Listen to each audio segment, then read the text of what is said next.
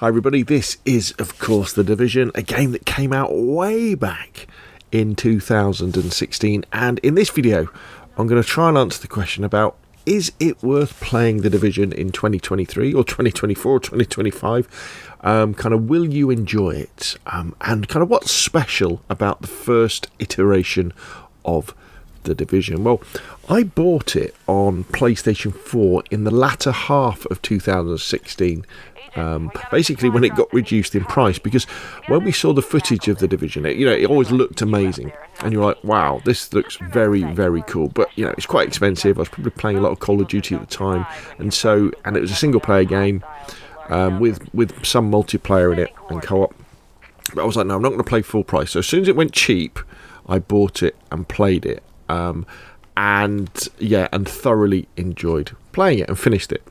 So the question is, so why have I bought it again now? Well, because you can pick it up really cheap. I think when I bought this in the Steam sale for PC, I think it was about £2. It was something crazy. I got The Division and the Season Pass, because you really want the Season Pass so you get the extra little bits with it, for about £8, which is pretty cool, which is cheaper than the Gold Edition. But if you get it for around £10 to £12, that is a very good deal indeed. You're getting an awful lot of game for your money. But now I've got a gaming PC with much more power than my old PlayStation 4, so I can play it on maximum graphics with a better frame rate. I tend to play games at 1080p, 60 frames a second, and my PC it can do this all day long on an older game like The Division on maximum graphic settings, and I just enjoyed playing this so much on the PlayStation 4. I wanted to come back to it and see if my memories of it were true and how better it would be playing it on more powerful hardware. So I guess, if you haven't got a gaming PC, maybe you've got like a PlayStation 5 now, or an Xbox Series S or an Xbox Series X, that sort of thing. That's kind of my thoughts behind it. And I've got to say, they were. The Division is just as amazing as it always was. In fact, it's even better now, because when they release these games, they're always pushing the hardware, and they were definitely pushing the hardware of the PlayStation 4 and the Xbox One when it came out. But now, it's had all the updates it's ever going to get. It's not going to play any better or look any better. I guess until we got AI upscaling or something like that. But it looks really, really good. And it's just a pleasure to play. So what is The Division? So The Division, it's a third-person shooter. Obviously, you can see it's cover-based, so you can take cover behind things and shoot over them. It's an open world. I guess you call it a looter shooter, because it's an RPG, and it's set in New York after a pandemic, where New York is like an apocalypse, and you've been sent in to sort things out. And what kind of makes it really special is that it's set in like current day time, so the weapons are current day times. You got some pretty special tech that doesn't really exist now, but isn't too far fetched. And it's an RPG, which I think was pretty unique at the time, having a shooter RPG, because we're kind of used to sword RPGs, aren't we, where as you play, your swords and your armor get better, so you can take on better and harder enemies. But I don't think we've had this in a shooter situation, where the way that the open world is kind of locked off to you is by, as you move through it, the enemies get harder and harder, so you need guns that are more powerful, armor that protects you more, gadgets that make you more powerful, that sort of thing. So a sniper rifle isn't always a sniper rifle with this. You have to get more and more powerful ones, and you're making these builds. Now, if you're hearing me talking about this and you're thinking that sounds very, very complicated, don't worry, it's not.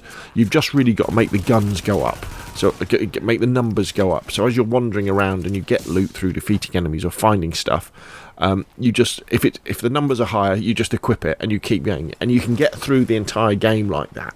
You don't have to get into the complexities of making gear sets and things like that. Just make the numbers goes up, and it works. So that was quite unique, and felt different. But that was also backed up, I think, by the fact that the gunplay is really fun and feels really good. It's great being behind cover, then popping up and unloading a clip into an enemy, or when you've got the right level of gun, so sniper rifle, and you're headshotting and taking people down in one, and that feels really good as well. And the little gadgets, like, I mean, I don't show you here, but there's a sentry gun you get that's really cool, and like the pulse where you scan things, and that's very enjoyable until you come up against enemies that are too difficult, and then you've got to stop and think, like, okay, so I'm in an area where the enemies are too difficult. I need to go back to the area I was and just complete all the missions and side missions, because there's so much things to do to level up so that I can then get better weapons. And I think I appreciate this a lot more now than I did back in 2016 and 2017, because I was relatively new to coming back to gaming then, and my knowledge of video games was really based around things like Call of Duty and Battlefield. And these more complex video games, I was a bit like, I didn't look down on them, but I was like, why do the numbers have to go? Why do we have to do? Why do we have to do that? And now, when starting again and walking around the base that you get, and looking at how you upgrade the base and get your extra perks and your extra equipment and things, I'm looking, yeah, that's really cool. Actually, that's a great idea, and I'm enjoying that side of it much more, of just getting out there and shooting enemies. The Division also had the Dark Zone. Now, the Dark Zone, could it be probably the first extraction shooter that we had? Well before Tarkov. Almost like a little battle royale, kind of. And the Dark Zone is the section of New York that you go into where it's permadeath. Well, it's not really permadeath, sorry. If you die there, you spawn in again back outside the Dark Zone. And the idea is you go in, and if you die in there, any equipment that you die with, you lose. But there's high-level loot in there, but there's also dangerous enemies, much more dangerous enemies there in the normal bits of New York, and also other players that are running around as well. So it's your first kind of bit of PvP that you can do. And the idea is you go around, you find the stuff that you want, and then you extract with a helicopter, and you have to defend your extraction zone. And it's very exciting, very nerve-wracking, and was, well, for me, definitely a new thing at the time, and very, very enjoyable to play. You can't have the Division without the soundtrack and the music. It has probably the best soundtrack, I think, of maybe any game outside of something like Battlefield 1, I think, in the terms of how it really fits with the game. So it's very kind of 1980s synth, Escape from New York sort of soundtrack, and it is absolutely brilliant. I love it so much. It just sends shivers down my spine when the different soundtracks kick in when you're in different parts of the game. Absolutely love it. This was also the first iteration of a game by Ubisoft using their new Snowdrop engine, which just looks absolutely gorgeous. So it looks beautiful even now, and of course it's set in New York as well, so it's in this iconic city where, even as someone who's never been to New York, there's certain locations where you go, oh right, yeah, that's Times Square. Oh, that's Madison Square Garden. You see these things, and you're like, oh wow, yeah. And what's really cool about New York as well is because it has these long straight avenues, because it's set out in the grid. You look down, and especially on PC, and I guess probably on PlayStation 5 and Xbox Series S and X, you have these very long sight lines as well. So when you get up on top of the building and you're looking around, you've got this great cityscape that's surrounding you in a way that I think was lost a little bit in the Division 2. So the Division 2, the next one, which came out a few years later, is set in Washington, D.C. And it's arguable that they did improve a lot of things in the Division 2 in terms of the playability and how the RPG mechanics work. But I think the thing they struggled with was the sense of place. Because if you said to me Washington DC, I'll go, okay, so the White House, and then things like the Abraham Lincoln Memorial, but actual the place of Washington DC is in my mind. I know a lot more about New York, and I don't think it really matters where they had gone. Nothing could be as good as New York. Maybe you could have London. Maybe that could be as good as New York. You need a city that has lots of iconic landmarks in it, and New York is probably, there's a reason why they chose it for the first game, and it's probably because it was the best location for a game like this, and it can't be beat, really. And so all this kind of comes together to have this amazing atmosphere and immersion in this game. You'll step out of your base, the music kicks in, and you're like, right, here we go. Let's go and take some names. You do feel a bit like Judge, Jury, and Executioner, basically, because you're just going around and killing all the loot and things like that. There's no arresting people or anything like this. If you're a bad guy, you're gonna die. And it's arguable that it can get a bit repetitive all the time, because basically that's what you're doing. You're going along, you're doing similar sort of objectives all the time. The enemies can be bullet sponges when you go into areas where you're under-leveled, where you have to unload 2 clips into an enemy, especially some of the bosses. But again, when you come into that, what you need to do is take a step back, look at the areas that you've been to already, that you've discovered where you're not over-leveled, and go back and complete some things to level up, so that then you can get more powerful weapons and armor to take them on. Also, it's definitely worth going into the HUD options and turning off lots of things, because there is an awful lot of stuff on the screen. You'll notice in this gameplay that you're watching, I don't have the GPS line that appears on the screen that shows you exactly where to run, and I haven't got the markers that tell you when you go up to somewhere, press A to go into cover, or press A to jump over it. I've turned them off, so I don't need them anymore, so I'm playing on controller anyway, and I think that helps a lot. I would have loved to seen a first person mod or a first person option, just like we got for Ghost Recon Wildlands in the Division 1, because it just looks so good. They put so much effort and time and money into these environments and into these assets that in first person, where you can get even closer to them, I think it would look even better. Now, you could argue, I know it's a cover-based shooter, so it has to be third person, but I'm sure we could have done something. I've been through Nexus mods, and I can't find a first person mod. If there is one out there, though, please let me know. Put a link in the description below the video. That would be very, very good. So, kind of in conclusion, then, I think this is an amazing time to come back to The Division. If you've played it originally and you enjoyed it, and you've got that itch for that kind of sort of game again, you can pick it, wait for it to go on sale on whatever platform you're on, and come back to it and play it on more powerful hardware, and you can just walk around and enjoy the immersion. I am considering reinstalling Division 2 as well on my PC, because I do have the Division 2, but I think I'm going to just work my way through the original Division and just enjoy it for what it is. I'm probably going to spend more time with the DLC as well, because there's like a survival game mode where you spawn in with not much, and it's really bad weather, and you've got to try and stay alive. And there's some other ones as well that I never really spent that much time with in the original game. So, The Division, am I happy I've gone back to it? Absolutely. Is it worth playing in 2023?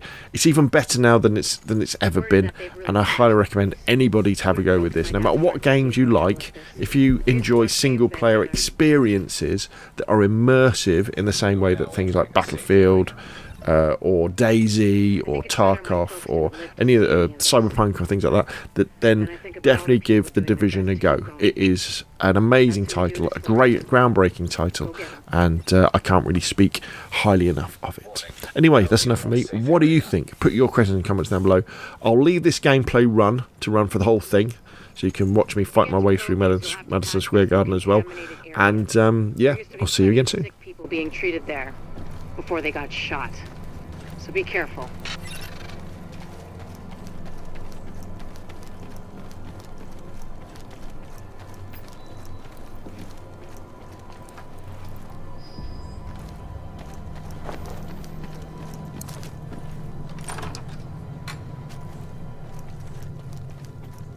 Let's get this over with.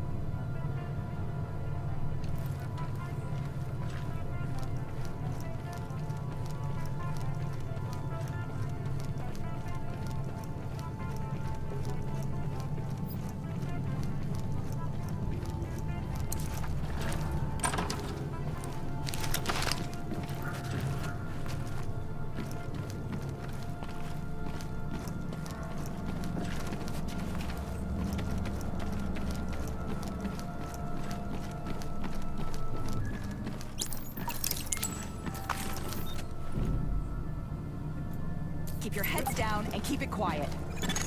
Warning. Hostiles detected.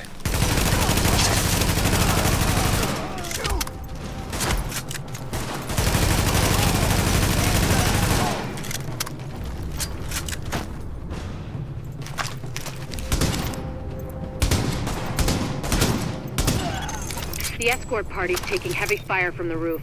They can't move until you get up there and take down that gunner.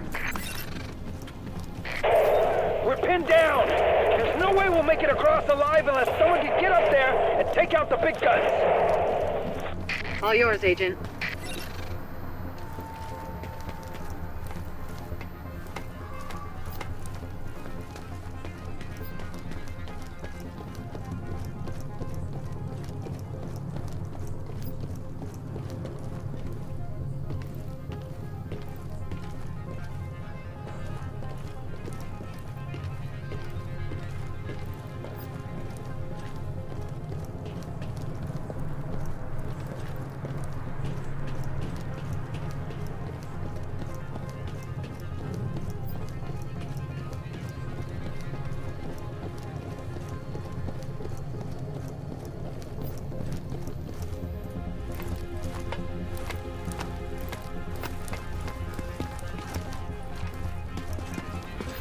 Alpha Escort, we have an agent on the roof. Has Candle made it to your position? Affirmative. Shearer's staff just arrived. As soon as the hostiles on the roof are gone, we'll get her across safely.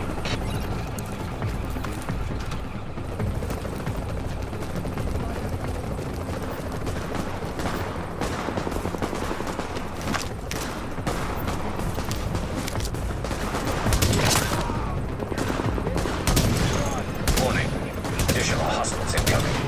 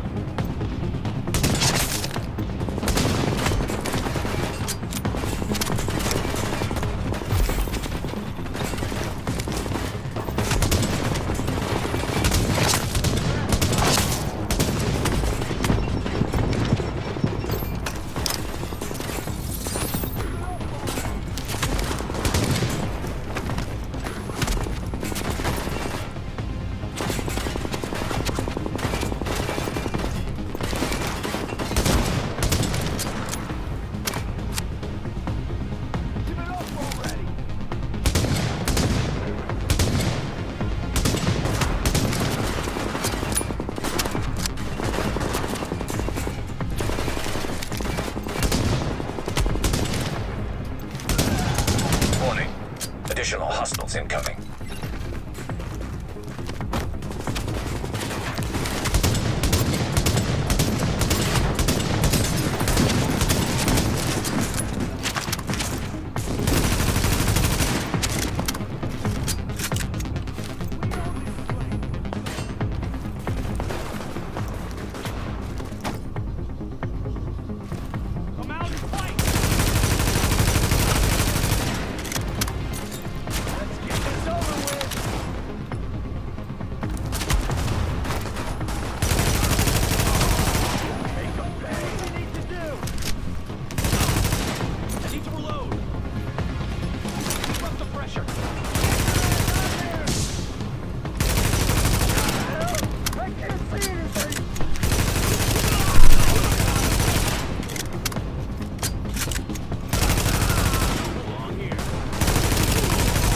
Got the medics safely across.